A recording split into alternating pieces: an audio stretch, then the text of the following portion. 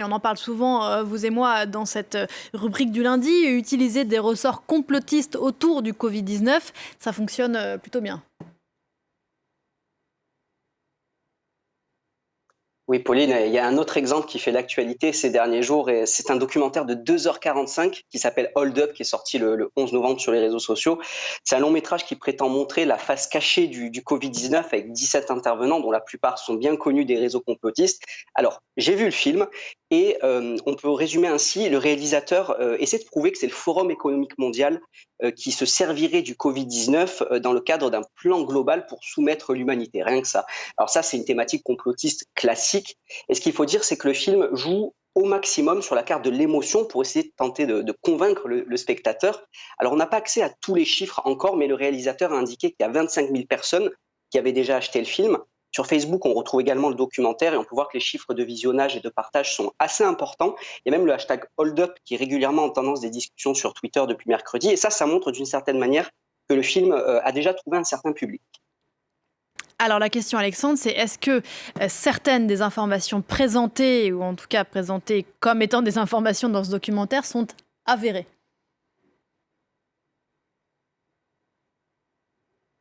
Alors, tout n'est pas faux dans ce film, mais vous savez, Pauline, il y a une loi qui s'appelle la loi de Brandolini et qui indique que la quantité d'énergie nécessaire pour réfuter les allégations est supérieure à celle nécessaire pour les produire. Donc, en fait, ici, on est exactement dans ce cas avec ce documentaire. Rien que dans les 20 premières minutes, il faut des heures et des heures de travail pour démentir et sourcer chaque allégation. Je vais vous donner un exemple. À la 11e minute du film, la voix off indique: ce virus va jusqu'à faire construire des camps d'internement au Canada pour les malades du Covid-19. Ça, c'est une fausse information qui a été popularisée en octobre dernier par un député canadien anti-masque qui s'appelle Randy Hillier, qui affirmait que tout Canadien malade du Covid-19 devrait aller dans un de ces camps.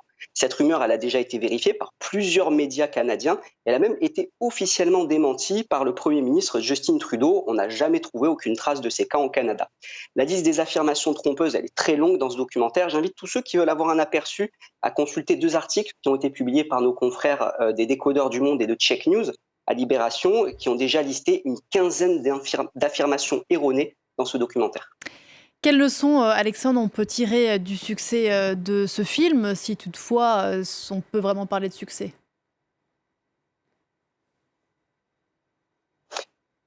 Il y a 3 points à retenir, Pauline. D'abord, le film, selon ses réalisateurs, aurait coûté 290 000 euros. Ces derniers, ils ont affirmé déjà avoir récolté à peu près 300 000 euros grâce à 2 opérations de levée de fonds sur les réseaux sociaux. Et à ça, il faut ajouter ceux qui ont payé pour voir le film. Donc on peut estimer qu'au total, les réalisateurs auraient engrangé environ 250 000 euros de dons pour ce film. Donc on voit qu'il y a un public très important et que d'une certaine manière, le complotisme, ça paye. Deuxièmement, on peut voir que les plateformes en ligne comme Facebook ou même la plateforme de levée de fonds Tipeee qui a permis la levée de fonds dont on vient de parler, eh bien, ils ont rapidement réagi en mettant des avertissements à leurs utilisateurs pour expliquer que ce documentaire avait un caractère trompeur. Et même le site Vimeo, sur lequel le documentaire était en vente, qui a retiré le film de sa plateforme depuis vendredi. Enfin, j'en terminerai par là. Depuis vendredi, sur le site du film, on peut voir une grosse bannière sur laquelle il y a écrit censuré à la une du site. Et en fait, ici, on touche du doigt un petit peu le risque. Le risque, ça serait de réduire en fait le débat de manière un petit peu binaire, avec d'un côté des personnes qui auraient raison et de l'autre des complotistes. Et en fait, ça pousserait les complotistes à renforcer l'idée d'un complot et de se placer en position de victime. Malheureusement, à tout ça, il n'y a pas de solution miracle. Déjà, rappeler les faits avérés face aux contre-vérités qui sont affirmées dans ce film, ben, c'est une façon de recentrer le débat et de donner d'une certaine matière des outils à ceux qui seraient dans le doute et qui se posent des questions sur la situation que nous vivons actuellement.